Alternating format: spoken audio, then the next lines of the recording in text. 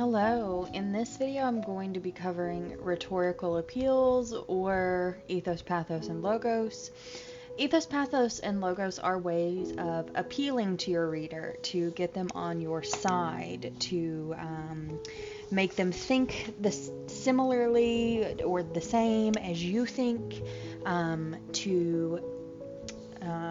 essentially just to get them on your side is what ethos, pathos, and logos are. They're methods of arguing.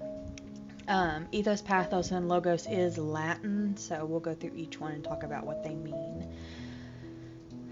Logos. Logos is an appeal to the audience's logical side. You can remember that because logos, L-O-G, and logical, L-O-G. They both start with it. So, logos is when we use evidence, like facts, figures, hard data, and we also need to keep in mind, examples, that's another one. So we use evidence, like examples, data, facts, figures. And just remember that just because something makes sense in your head doesn't necessarily mean it'll make sense to your audience. Draw those conclusions for your audience. Don't make them guess, okay?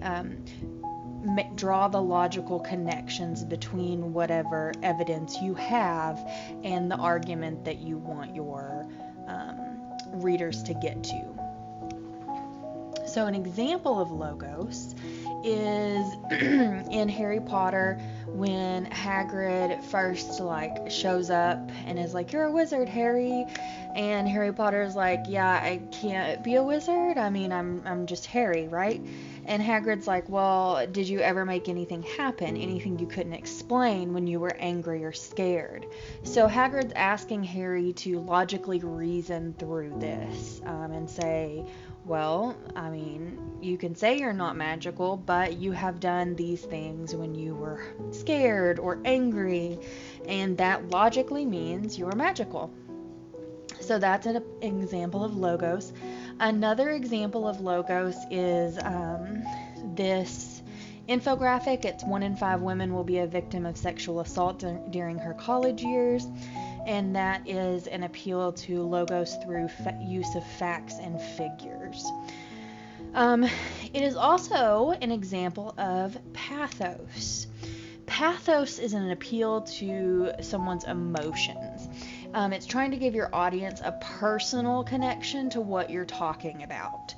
And the way that it does that in this one is you see it says daughter, friend, you, sister, girlfriend, classmate. It's connecting you to this figure here, which represents the 1 in 5 women who is a victim of sexual assault during her college years.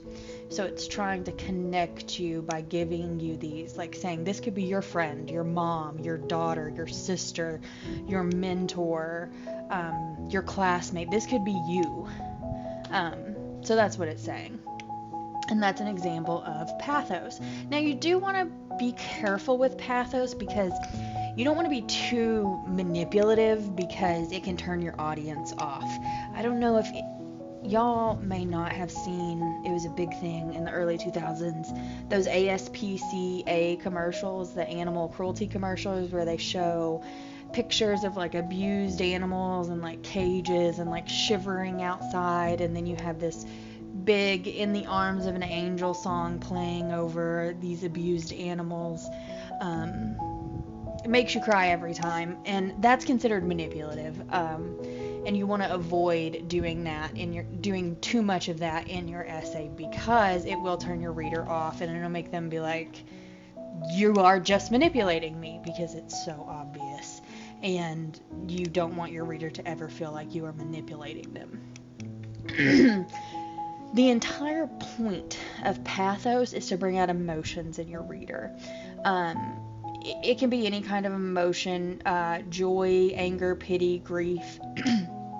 In that 1 in 5 women, it's looking to bring out anger, outrage, that kind of thing. Another example of pathos is this. Your words have power, use them wisely. And then this hand is it says different things like fool, moron, I can't, is that all? So, and then there's this little boy crying. So this is an example of pathos. It's supposed to evoke feelings of um, anger, maybe sadness for sure. It's supposed to be thought-provoking, make you think about how your words can hurt. Another example of pathos is this, stop climate change before it changes you. This is an example of pathos because it is supposed to elicit feelings of disgust. The idea behind this poster is that if we don't stop climate change, we are all going to become fish people, and nobody really wants to become a fish person. So that sparks in us feelings of maybe disgust, anger, that kind of thing. So that's logos and pathos. So we have our appeal to logic and we have our appeal to emotion. The last one is ethos. Ethos is an appeal to the reader using the author's trustworthiness or their credibility. So for us, that's really hard because, again,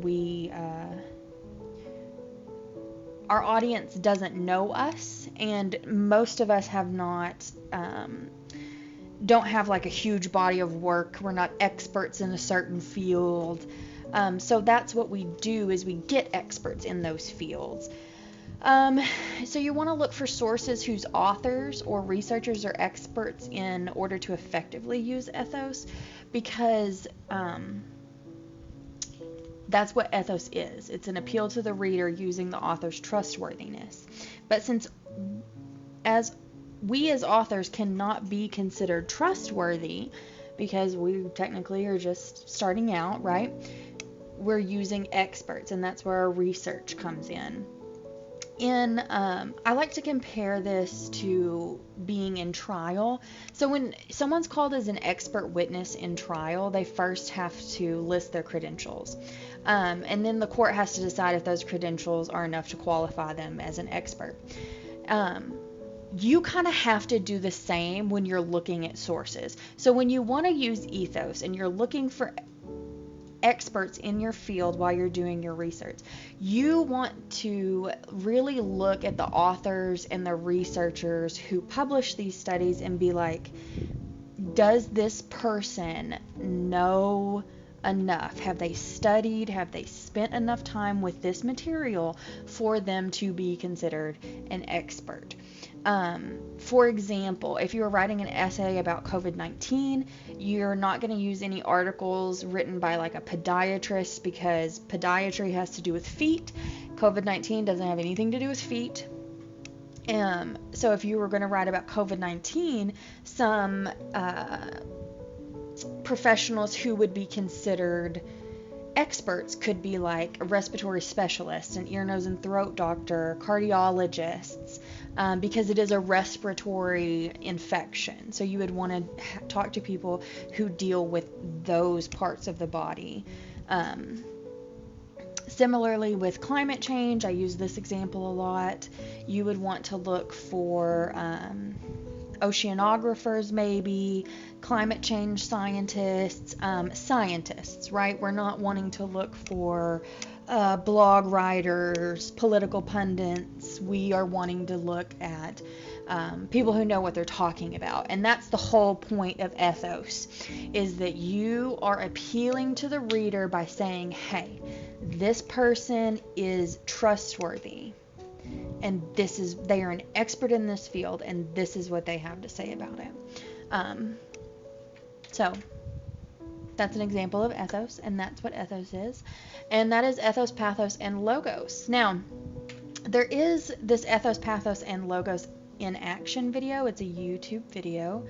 I, of course, didn't link it, but it is a video of Mr. Rogers. He goes before Congress, the Senate maybe, to lobby for additional funding for PBS, and he uses various forms of ethos, pathos, and logos throughout his speech, and the YouTube video is really cool because it pops up on your screen and it says like, this is what he's using Ethos here, here's how he's using it, he's using Pathos here, this is how he's using it.